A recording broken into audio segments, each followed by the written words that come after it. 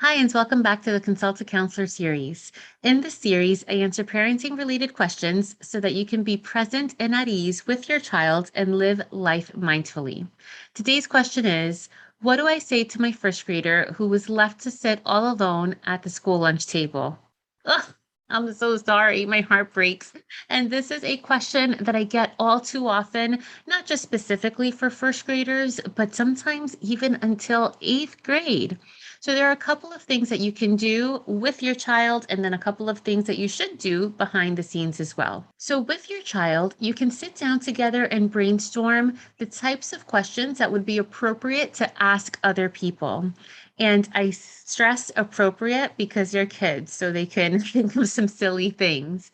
And in addition to brainstorming questions that they can ask their friends, they can also brainstorm things that they would like to share about themselves. Socializing not always comes naturally to all of us. So sometimes we have to think about the things that we want to say, think about things that we want to ask, and then practice doing so.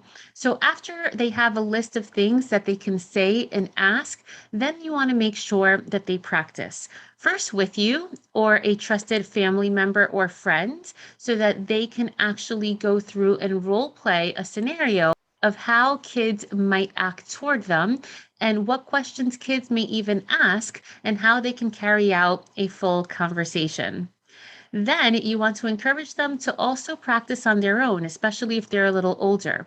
This works great if they practice in front of a mirror because they get to really build up the self-confidence. And that is one of the golden things that I will stress is we want to make sure that we as parents, even before the practicing and the brainstorming, that we're always lifting our kids up. And even when it has nothing to do with the question today, we always want to make sure that we are boosting our kids' self-esteem. That yes, we're being real with them, but that we are letting them know that they are capable to do whatever they put their minds to. Because it's from the home that self-confidence is built as a foundation and everything else gets built on top of that. So we want to make sure that that foundation is strong. Now, the next thing may be a little bit hard to hear, but stay with me. Sometimes kids, or even we as adults, have some nuances that can be perceived as annoying. And I know the way that lands isn't always easy to hear, but we want to make sure that if our kids have some things that may be annoying to others, that we talk about it with them and that we don't just say, stop that, but that we ask them why they're doing those things, what are their goals by doing those actions, and then let them know how others can perceive that as annoying. If we don't have those conversations, sometimes our kids don't have enough self awareness to figure that out on their own. And when we find things annoying in other people, we want to make sure that we're able to bring that up nicely and respectfully so that we're not hurting anybody else's feelings. But it's important to brainstorm and play out those scenarios as well so that friendships don't go sideways after they're already formed. So now for things behind the scenes, please know that as parents and caregivers, you are your child's number one advocate. And when they can't do it for themselves, then you can step in and do it for them.